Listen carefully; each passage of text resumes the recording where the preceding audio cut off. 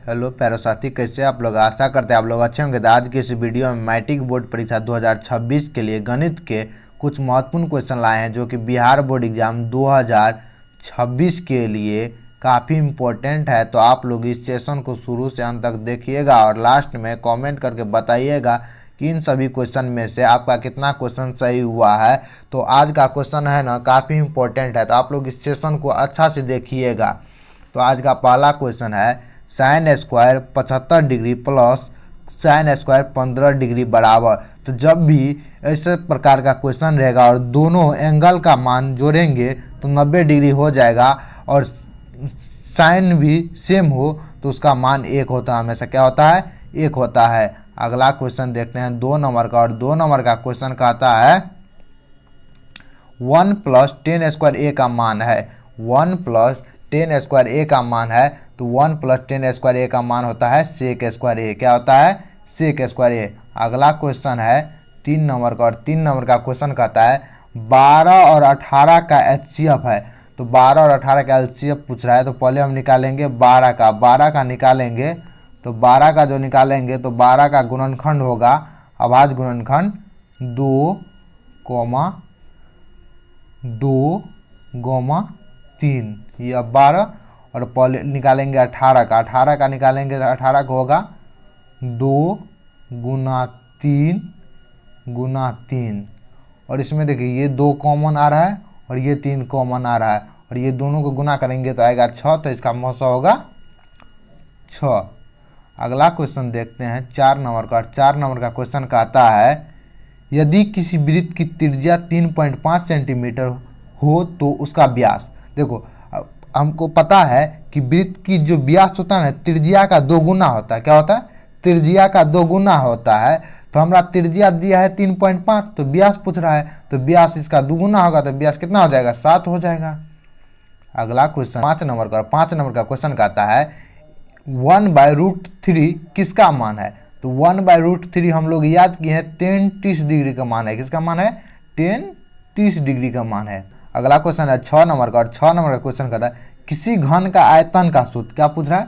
घन के आयतन का सूत्र। तो घन का आयतन का सूत्र होता है भुजा क्यू। क्या होता है? भुजा क्यू होता है। 7 नंबर का, और 7 नंबर का क्वेश्चन कहता है 1/4 का दशमलव रूप है। तो 1/4 का दशमलव रूप होगा 1/4, इसको भाग देंगे तो कितना भाग जाएगा? 0.0025। इसका सही आंसर होगा बी। अगला क्वेश्चन है 8 नंबर का, 8 नंबर का क्वेश्चन कहता है यदि किसी समांतर श्रेणी का प्रथम पद 1 अंतर 2 हो तो दूसरा पद। तो ए दिया है हमको, ए बराबर 1 दिया है, डी बराबर दिया है 2, तो हमको पूछ रहा है ए2 बराबर होता है ए प्लस डी।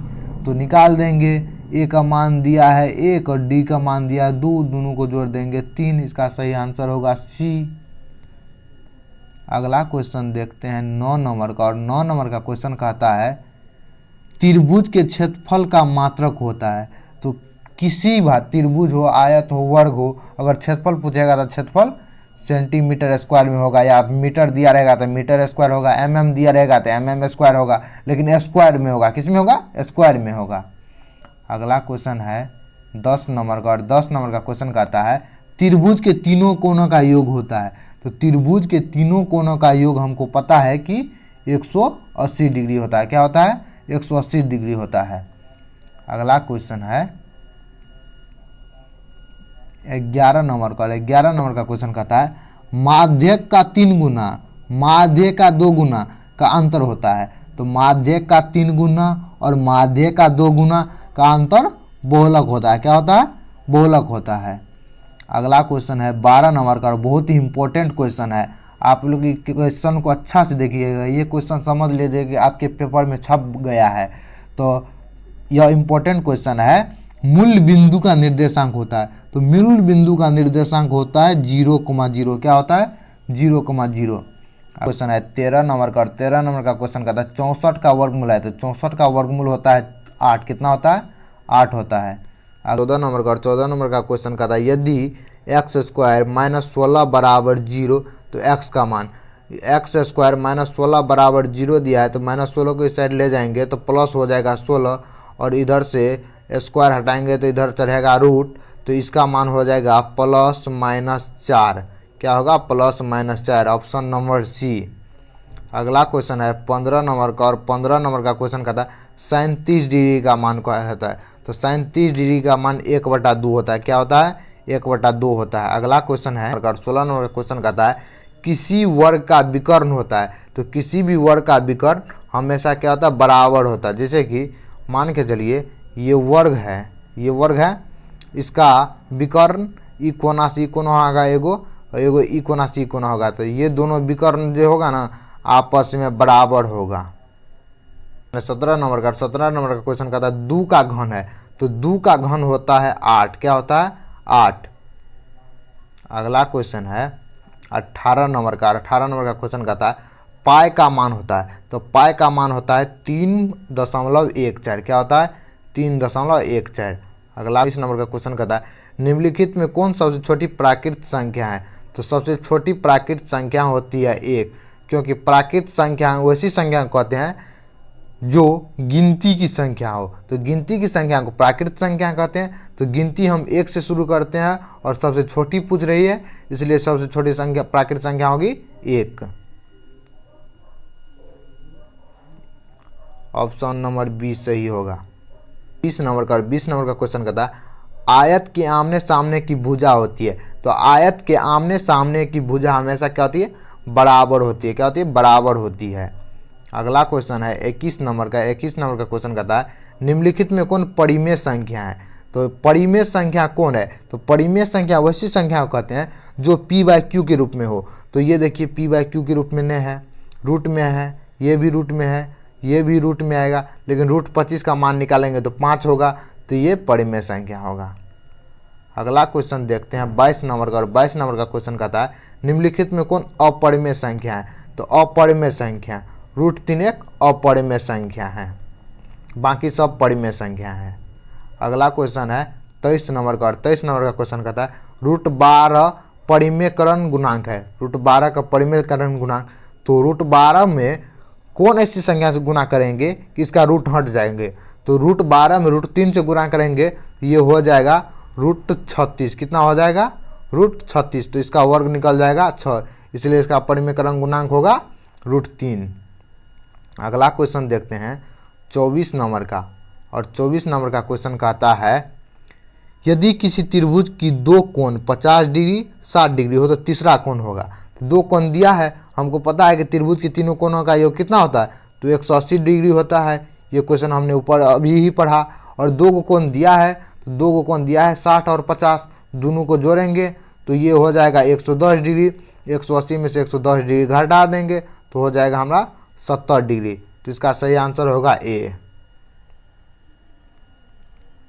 अगला क्वेश्चन देखते हैं 25 नंबर का, और 25 नंबर का क्वेश्चन कहता है tan 45 डिग्री का मान होता है। तो tan 45 डिग्री का मान होता है 1। क्या होता है?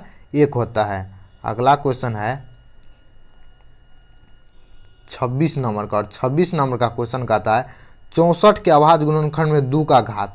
तो 64 का अभाज्य गुणनखंड करेंगे, 64 इसको 2 से लगाएंगे तो ये हो जाएगा 32, इसको फिर 2 से लगाएंगे ये हो जाएगा 16, इसको 2 से लगाएंगे ये होगा 8, इसको 2 से लगाएंगे ये होगा 4, इसको 2 से लगाएंगे 2, तो 2 के पावर हो जाएगा 1 2 3 4 5 6। तो घात कितना हुआ? 6। इसका सही आंसर होगा बी। अगला क्वेश्चन देखते हैं 27 नंबर का, और 27 नंबर का क्वेश्चन कहता है यदि किसी संख्या का वर्ग 121 हो तो वह संख्या होगा 11, क्योंकि 11 का स्क्वायर होता है 121। अगला क्वेश्चन है 28 नंबर का क्वेश्चन कहता है किसी घनाभ का आयतन होता है। तो घनाभ का आयतन होता है LBH, मतलब लंबाई गुने चौड़ाई गुने ऊंचाई। अगला क्वेश्चन है 29 नंबर का क्वेश्चन कहता है tan 60 डिग्री का मान होता है। तो tan 60 डिग्री का मान होता है √3। कौन होता है? √3 होता है। अगला क्वेश्चन है 30 नंबर का, और 30 नंबर का क्वेश्चन कहता है किसी बहुपद की घात होती है। तो किसी बहुपद का घात पूर्ण संख्या होता है। कौन संख्या होता है? पूर्ण संख्या होता है। अगला क्वेश्चन है 31 नंबर का, और 31 नंबर का क्वेश्चन कहता है, और काफ़ी इंपॉर्टेंट क्वेश्चन है, आप लोग इस क्वेश्चन को अच्छा से देख लीजिएगा, ये क्वेश्चन आने वाला आपके पेपर में। प्रायिकता का न्यूनतम मान होता है। तो प्रायिकता का न्यूनतम मान होता है 0। हमको पता है कि प्रायिकता का मान जो होता है ना 0 और 1 के बीच में होता है, ना ही 0 से कम होता है ना ही 1 से अधिक होता है। प्रायिकता का मान इनके बीच में होता है, इसलिए प्रायिकता का न्यूनतम मान 0 और अधिकतम मान 1 होता है।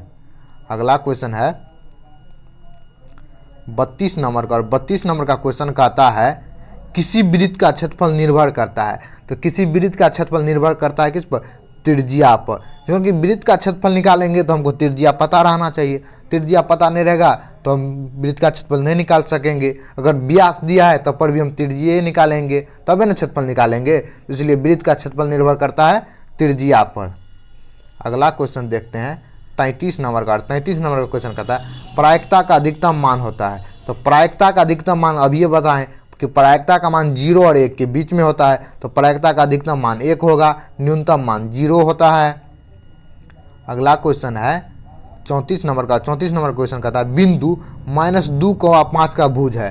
देखिए इसमें अगर भुज और कोटि कोई भी में भुज पूछे और कोटि पूछे किसी भी क्वेश्चन में, तो पहला वाला जो होता है ना, मतलब x का जो मान होता है ना, तो वो भुज होता है। तो यहाँ पे 2 भुज है और 5 कोटि है, तो भुज हमको पूछा है तो भुज होगा -2।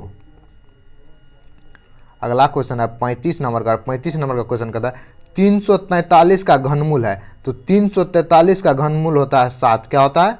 7 होता है। अगला क्वेश्चन देखते हैं 36 नंबर का। 36 नंबर का क्वेश्चन कहता है x² बराबर 49। तो x का मान, x² बराबर 49 दिया है, इधर से स्क्वायर हटाएंगे तो इधर रूट चढ़ेगा, रूट 49 का मान होता है 7। इसका सही आंसर होगा C। अगला क्वेश्चन देखते हैं 37 नंबर का। 37 नंबर का क्वेश्चन कहता है वर्ग की परिमाप का सूत्र है। तो वर्ग का परिमाप बराबर होता है 4 गुने भुजा। भुजा को ही a से डिनोटेड करते हैं यानी सूचित करते हैं। तो इसका सही आंसर होगा 4 गुने a।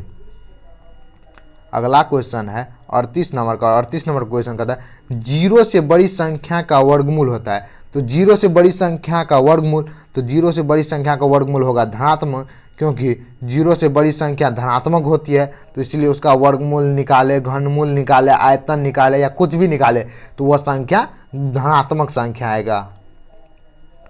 अगला क्वेश्चन देखते हैं 39 नंबर का। और 39 नंबर का क्वेश्चन कहता है किसी समकोण त्रिभुज में कर्ण के सामने का कोण। देखो किसी भी समकोण त्रिभुज का बात करें, किसी भी समकोण त्रिभुज का बात करें, ये कर्ण हुआ, ये भुजा जो कर्ण हुआ, कर्ण, तो कर्ण के सामने वाली भुजा जो होती है ना, या कोण जो होती है, वो समकोण होती है, 90 डिग्री का होता है। क्या होता है? 90 डिग्री का होता है। अगला क्वेश्चन देखते हैं 40 नंबर का। और 40 नंबर का क्वेश्चन कहता है निम्नलिखित में कौन अभाज्य संख्या है। तो अभाज्य संख्या 4 भी नहीं है अभाज्य संख्या, ये भी नहीं है, ये भी नहीं है, लेकिन 7 एक अभाज्य संख्या है। क्या है? अभाज्य संख्या है। अगला 41 नंबर का। 41 नंबर क्वेश्चन कहता है सबसे छोटी अभाज्य संख्या कौन सी है। तो सबसे छोटी अभाज्य संख्या है 2। कौन है? 2। ये भी काफी इंपॉर्टेंट क्वेश्चन है। अगला क्वेश्चन है 42 नंबर का। 42 नंबर का क्वेश्चन कहता है किसी आयत की सभी कोण होती है। तो किसी भी आयत का सभी कोण समकोण होता है। क्या होता है? समकोण होता है। अगला क्वेश्चन 43 नंबर का। 43 नंबर का क्वेश्चन कहता है रूट अंदर 225 का मान। तो 225 का मान होगा 15, क्योंकि 15 का स्क्वायर करेंगे 225 होगा, इधर रूट चढ़ा है तो उसका वर्गमूल निकालेंगे तो वर्गमूल 15 होगा। अगला क्वेश्चन है 44 नंबर का। और 44 नंबर का क्वेश्चन कहता है यदि किसी संख्या का घन 27 हो तो वह संख्या, तो घन पूछ रहा है, तो घन किसका 27 होता है? 3 का घन 27 होता है। अगला क्वेश्चन है 45 नंबर का। और 45 नंबर का क्वेश्चन कहता है निम्नलिखित में कौन सी संख्या प्रायिकता नहीं हो सकती है। देखिए प्रायिकता का मान आपको हम कितना बार बताएं, प्रायिकता का मान 0 और 1 के बीच में होना चाहिए। ये भी 1 से कम है, ये भी 1 से कम है, ये भी 1 से कम है, लेकिन 1.5 1 से अधिक है, इसलिए प्रायिकता का मान ये नहीं हो सकती है। अगला क्वेश्चन है 46 नंबर का। 46 नंबर का क्वेश्चन कहता है किसी वृत्त में सबसे बड़ी जीवा। तो किसी वृत्त का सबसे बड़ी जीवा व्यास होती है। देखिए इसका आंसर लगले आ गया, क्योंकि नहीं देख पाए, टाइपिंग करने में मिस्टेक हो जाता है। तो इसका वृत्त को आंसर आप लोग अच्छा से याद कर लीजिएगा। ये नहीं कि देख के बता दिए। देखिए पूछ रहा क्वेश्चन, किसी वृत्त में सबसे बड़ी जीवा, तो वृत्त की सबसे बड़ी जीवा व्यास होती है। क्या होती है? व्यास होते हैं, क्योंकि व्यास केंद्र से होकर गुजरती है, इसलिए सबसे बड़ी जीवा हुई व्यास। 47 नंबर का क्वेश्चन कहता है साइन 0 डिग्री का मान, तो साइन 0 डिग्री का मान 0 ये होता है। क्या होता है? 0 ये होता है। अगला क्वेश्चन 48 नंबर का क्वेश्चन कहता है 81 का वर्गमूल, तो 81 का वर्गमूल होता है 9। क्या होता है? 9 होता है। अगला क्वेश्चन है 49 नंबर का क्वेश्चन कहता है एक्स स्क्वायर बराबर 81, तो एक्स का मान पूछ रहा है, तो इधर स्क्वायर है तो स्क्वायर हटाएंगे तो इधर रूट चलेगा तो हो जाएगा रूट 81। रूट 81 का मान निकालेंगे प्लस माइनस 9 होगा, तो इसका सही आंसर ए होगा, +9 -9।